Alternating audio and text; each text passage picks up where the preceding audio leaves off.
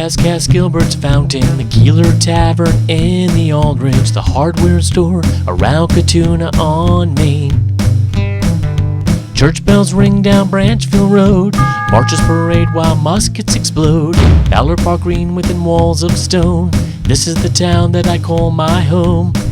This is my Ridgefield, this is the place, at the foot of the Berkshire since 1708.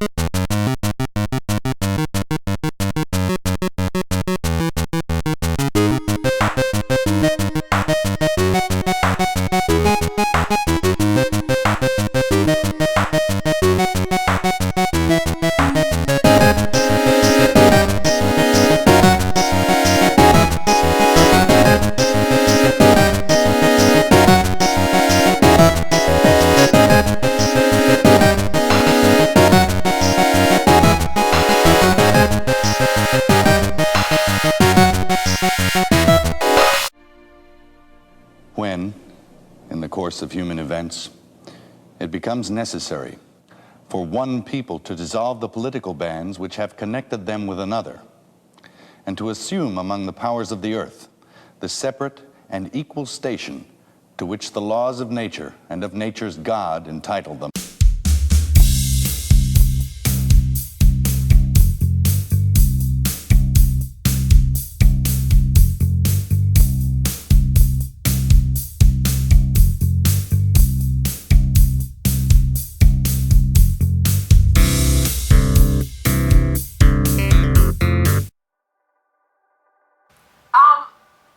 When I first moved to Ridgefield, I felt, like it was a warm and welcoming place, and it felt good, it felt like home. So we moved here, like I said, my daughter was in first grade at Branchville, and my son, we moved from Long Island here, and he was in fifth grade. And so that year is the transition year until you get to East Ridge, and it turned out to be a great year to be here. It was good, and then I became involved in the Busy Beaver Press because my background is journalism. So I worked on that for Branchville for a while. I've been a Ridgefielder for 13 years, and as an artist, as a musician, the first thing I notice is how supportive Ridgefield is for the arts, especially with the local social media pages, Twitter, Facebook, and CT. When I first came to Ridgefield, it was in August 2003, and basically the Ridgefield Press was the traditional way of news, and that's how you get your news, your weekly news, the Ridgefield Press. Once the explosion of social media came, and you had Ridgefield Press online with Twitter and Facebook accounts, then you had Ridgefield Hamlet Hub, Ridgefield Patch. There were so many different angles to get news and information. And then, of course, with Ridgefield CT, which became a great resource. It sort of started as something small and exploded to over 8,000 community members. It's an incredible resource, and for a small town, it just makes it that more inclusive and that more tight as far as networking for people in the town. It's a really tight-knit community, so it's really nice in a way, like, yes, I can know everyone in town and feel like, oh, like, I'm welcome here, but then again, it's, like, really small, so rumors go around, so I guess you wouldn't like how tight-knit it is, so. Could you talk about that negative side of being tight-knit more? Well, I mean, like, everyone knows everyone, so you get to know people's political views, how they act, like, oh, maybe that person had, like, a scandalous divorce. Like, you kind of just don't want to know about so many people, but you're gonna know about everyone, so that's pretty annoying. Like, you don't want to be in someone else's personal business. Oh, yeah. So, coming from, like, an urban community, it's definitely more, like, a different pace setting. It's definitely more open, and people are, not afraid to, shout things out the window or, walk down the street having real conversations. In Ridgefield, there's a lot of, walking around and, everything being close together or either far away from each other, but there isn't,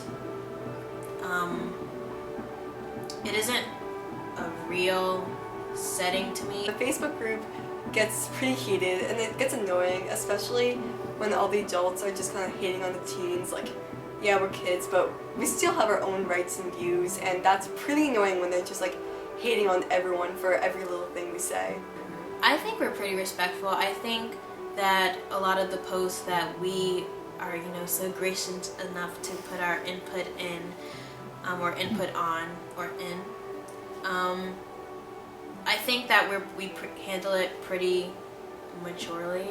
I think that, we are only responding to the questions at hand, and we respond the way we would to any question, as a human being, a normal human being. I have 2 dogs. One's big. And so everyone knows Gordy from the Holiday Strollers, the big Newfoundland, right? But he's almost 7. And I have Piper, and she's a year old. And sometimes she just pulls his tail. She doesn't, listen. She bugs him. He's not really well, so he doesn't want to be bothered. But he's not mean. But sometimes he'll put her nose in his mouth real gently, and then she knows. So I think that on these types of pages, it works itself out. Mm-hmm. In other words, if somebody's disrespectful, a senior can say, hey, do a direct message, or right there and say, hey, maybe this isn't the best place to talk about this. Maybe we could do something else. I think it will self-modulate.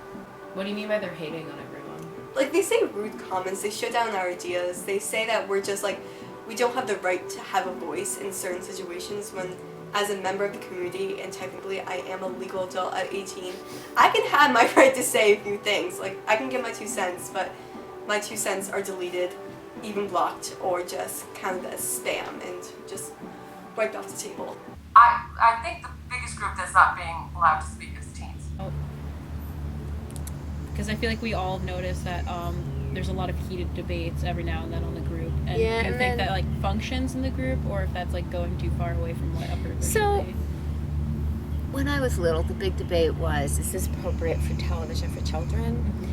And my family always felt like if you don't feel it's appropriate for your kids or for yourself, you shut it off.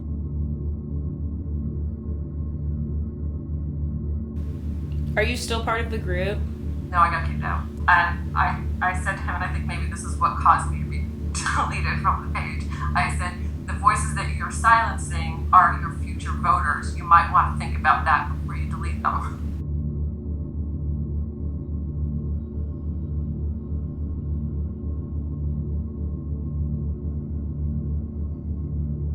This is my Ridgefield, this is the place.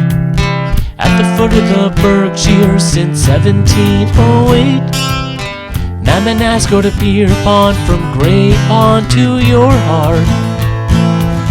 Here's where the tigers all roll, in this Ridgefield town that I call